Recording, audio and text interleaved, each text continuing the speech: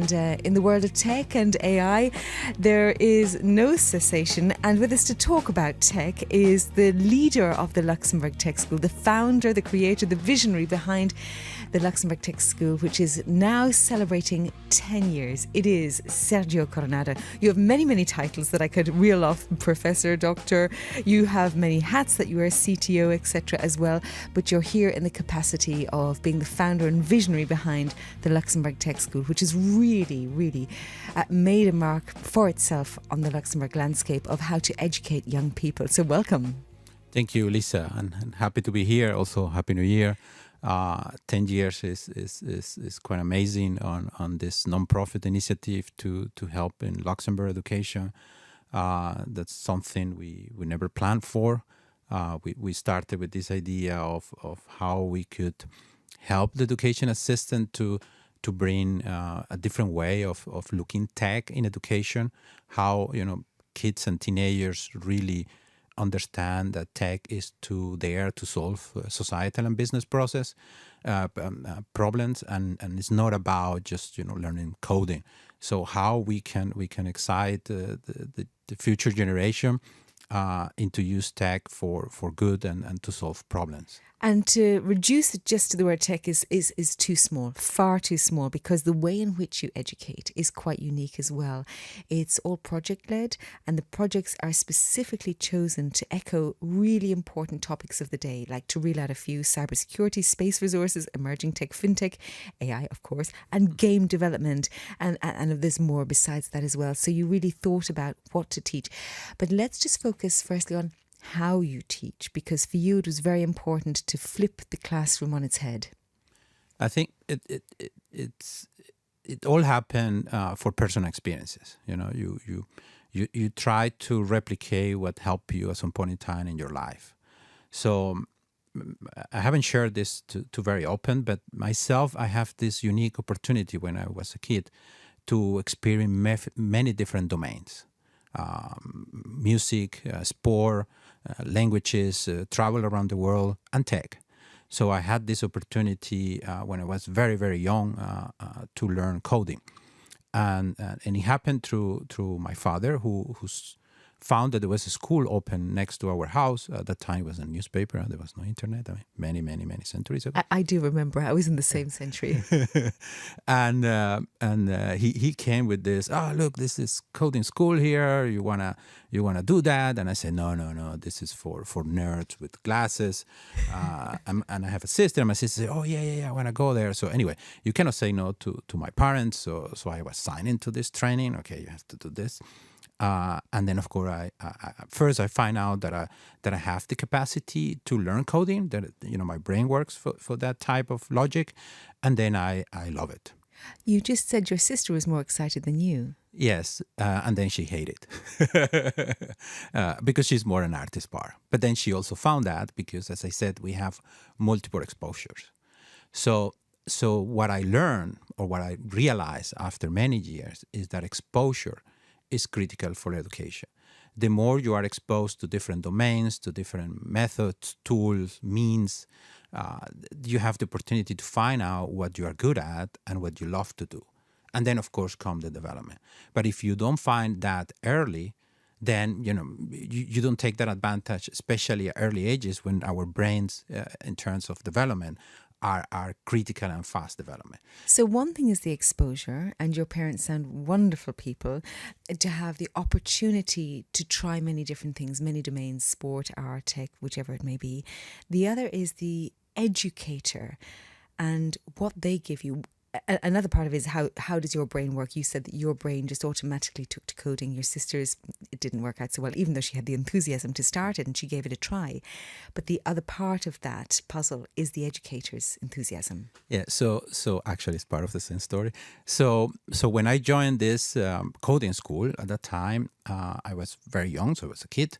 So I have to join this kid class that was at 4.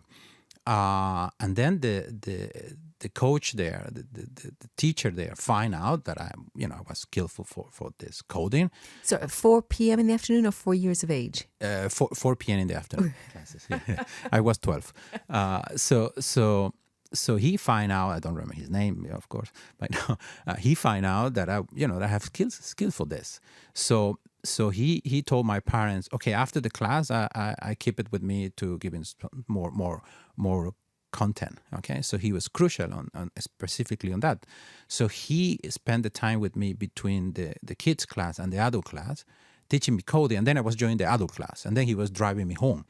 So of course, this person has been crucial as an educator because he took the time, okay, to help me, because he thought I have a capacity. So if somebody develop that capacity, then you have that true opportunity. And now back to LTS, that's exactly what we do. We do the two things. First, we have exposure. This is why we have different domains in tech. I mean, we're focusing in tech, but we give the students opportunity in robotics, in space, in brain-computer interfaces, in coding, in AI, in game development, in financial technology. We have a broader spectrum of business domains within the tech to give exposure. Okay, and then the way we teach is we teach at the speed of everybody in the class. So we don't force everybody to go at the same speed. We try to establish a minimum speed in the class, and then we let students to go faster and slower, and then we try to make sure that everybody's moving forward. We all are different, so we all move at different speed.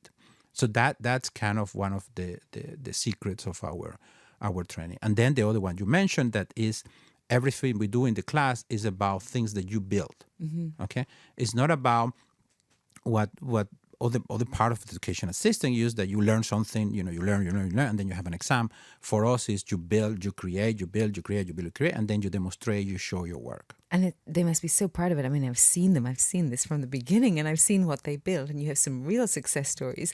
And when you say they build things, like, for example, today you'll have the anniversary and you'll have game development, and they have built games. It's the same with fintech. They build fintech apps or variations of that sort. Space resources, they get to work with the Luxembourg Space Agency. They get to build real things that they can have deep pride over, and some of them are true successes, and they get to meet business leaders. Yeah, so another element that we tried is to get them close to the real professional tools and environment. Not because we want to create engineers in 1 hour and a half per week. That's not possible. I mean, we give an exposure. So we give an exposure of the business environment tools that are out there, and then we show that to the industry. So it's also two-side story. It's the side story of these younger students to be able to touch this tech and reach out this industry, but also to show to the industry that the young people is ready for the challenge. And we call all this go out of the class. So in the educational system, for logical reasons, we have a protected environment. This is very important and logical. And we try to give a small door out to show them to the real world. And that is, of course, on an experience, another exposure. So we expose them to real business leaders that will give them feedback on their projects. And that's what we do with events. So today, this afternoon is one of our star events, is our game development pitch competition, where our students, after three months of work, they're going to show the games they have built. Yeah, and the other part of that you've just mentioned in passing really is the fact that they also have to communicate what they have built. So it's really a 360 learning education. You put them on stage, they walk on stage as a team, and between them they have to, and these are multilingual children, they present and pitch their idea in a certain length of time to really top executives in the fields of game dev here in Luxembourg, for example, and they speak in English for, let's say, 3 to 5 minutes, answering questions from that panel of absolute tech experts. And that's training something completely different. One might call it a soft skill. I don't think it's that soft to be able to stand on stage as a 15-year-old or anywhere between 12 and 19, actually, in front of these people and answer questions in English. Let's name the founding members, because they're all fantastic people and they deserve to be named. Yes, of course, because this is not me. I mean, I'm kind of one of the more common faces. So I started with 3 people and myself 4. So Ralph Marshall, Anush Manukayan, and Christophe Terfoy. And this is all people that I met through the university. Where you're also a professor. Yeah. So some of them are basically former students, and I share with them this concern that I found difficult to find people in tech at that time. 10 years ago, still the same case, but let's not talk about that yet. And that something has to be done. I'd say it's very difficult to find people in tech. Can we do something? And they immediately say, yes, what is this idea? Well, I want to create a school. And this school is not about coding. Of course, we do a lot of coding. It's about building future digital leaders. So who's going to replace me? Who's going to replace them when we retire? So if we don't prepare the future generation to be able to bring tech from societal and business benefits, so how it's going to happen? So this is how the whole story started. And then where to start? Where to get teenagers motivated to learn tech and to work hard, because our program is a program that you have to work. So you don't just go there for the hamburgers and the pizza. Exactly. You go there and smile and then go home. So after many discussions, I suggested to go with game development, not with gaming, with game development, because it's a multi-domain activity. That's the beauty of game development. You need people with the idea of the game. You need people to be the storyline of the game. You need people to design the characters, how they behave, the graphics of those characters, the music, and then the coding. So it's not about coding. Of course, coding is a fundamental element. It's all about multi-skills to produce a game. It's a production. It's a creativity activity. And that's what we thought we could bring different teenagers at that time interested. And that was actually what happened. So we have many of the students told us, we joined because I like coding, we joined because I'm a gamer, or I joined because I want to understand how a game is built, how the things are built. And also with that and the way you've described it, the storyline of a game and the way in which coding is a part of it, but by no means all of it at all, it allows and actually requires a mixed team to lead that project. So you need the person with the creative ideas and the brainstorming together as a little group.